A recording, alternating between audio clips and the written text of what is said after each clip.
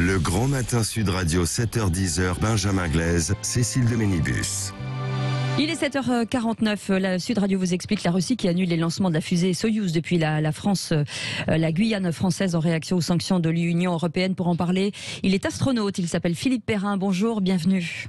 Oui, bonjour. Bonjour Philippe Perrin, un grand merci d'être avec nous ce matin sur Sud Radio. Effectivement, astronaute, 2002, on s'en souvient, cette mission à bord de l'ISS. Vous avez passé 14 jours dans l'espace, 3 sorties extravéhiculaires avec donc cette décision effectivement de la part de la Russie vis-à-vis notamment de Soyouz. On va y revenir, mais il y a eu notamment des menaces récemment du côté de la Russie à propos de l'ISS, justement de la Station spatiale internationale, avec ces déclarations, ce tweet du président de l'agence spatiale russe.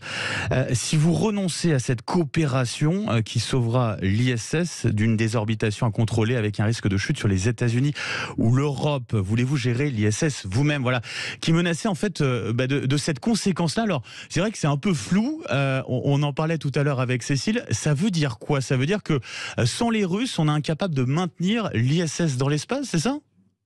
Oui, enfin, il y a deux choses à dire. D'abord, ça montre le jusqu'au boutisme du système russe actuel, qui part tout azimut. Ça, ce serait une analyse politique. Moi, je vais peut-être me résumer à l'analyse technique. Bien sûr. L'analyse technique, elle n'est pas si effrayante que ça.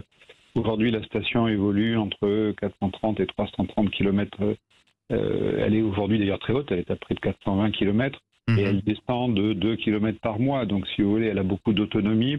Il n'y a pas d'urgence aujourd'hui à la désorbiter. D'ailleurs, on compte la garder en vie jusqu'à l'horizon 2030.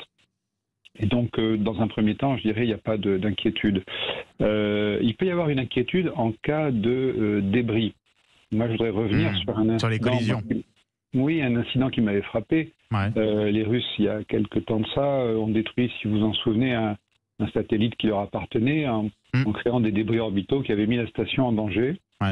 Quand ils disent en cas de débris, vous n'aurez pas de capacité à évoluer. Alors, c'est vrai, c'est pas vrai, on peut en parler. Il y a des véhicules américains aujourd'hui qui font le travail, malheureusement, qui sont lancés par des fusées en partie russes. C'est le véhicule Sinus qui est lancé par la fusée Antares, dont le premier étage est ukrainien en partie, donc ça pose des problèmes d'approvisionnement. Mais est-ce qu'il n'y a pas dans cette phrase-là l'idée que peut-être ils seraient prêts eux-mêmes à créer des débris orbitaux? Est-ce qu'on n'est pas également au début d'une guerre de l'espace? Est-ce qu'il n'y a pas un sous-entendu là-dessus et donc potentiellement un début de guerre dans l'espace? Ça, pour le coup, c'est moins rassurant. Exactement. L'autre question qui se pose, on a bien compris sur cet enjeu-là, l'autre question qui se pose, c'est sur Soyouz et notamment ces lancements du côté de la Guyane. En quoi c'est une mauvaise nouvelle, cette suspension des lancements Soyouz pour la France, pour l'Europe? Philippe Perrin. Parce que c'est un marché, on a des satellites qui sont prêts à être envoyés, donc c'est quelque part on va pas faire le travail qu'attendent les clients. C'est un marché particulier puisque vous savez on a un lanceur très performant qui envoie des choses très lourdes, donc un lanceur de taille moyenne était au niveau commercial donc une bonne alternative. Vous savez que les Italiens ont leur propre lanceur, les Allemands travaillent actuellement sur un futur lanceur, donc il y aura à terme d'autres solutions, mais dans le court terme, effectivement, un problème commercial. Oui, on n'a pas d'alternative pour le moment, ça veut dire que ça pose un vrai problème, c'est-à-dire que là, il y a un blocage complet à ce niveau-là. Oui, mais qui ne fera mal qu'aux clients qui étaient censés utiliser ces engins. Ouais, bien sûr, et puis pour Ariane Espace aussi. Oui, c'est un manque à gagner. C'est un manque à gagner. Comme de toute façon, côté américain pour la station, il y aura également un manque à gagner, puisque cette station va quand même falloir la surélever, c'est-à-dire la rebooster, comme on dit en anglais. Aujourd'hui, c'était fait avec des véhicules Progress, donc il faudra lancer d'autres véhicules. Et puis, il y a le problème à l'horizon 2030 de la déorbitation, qui pourrait se faire avec des véhicules américains, mais pour lesquels il faudrait quelques aménagements, puisque je parlais du véhicule de Northrop Grumman qui s'appelle le Sinus, qui est lancé par, encore une fois, un véhicule mixte, donc une partie est ukrainien-russe. Ouais. Donc là, il faudra, à ce moment-là, on a du temps, mais il faudra adapter des véhicules et investir dans de nouvelles technologies. Philippe Perrin, on a redécouvert d'une certaine façon qu'au niveau nucléaire, le pays qui était le mieux doté, c'était la Russie. Pour certains, on l'avait oublié. Du côté de l'espace, là, ce qu'on observe aujourd'hui avec ces menaces, c'est que sur la question de l'espace aussi, il y a une forme d'hégémonie russe ou pas à ce point quand même?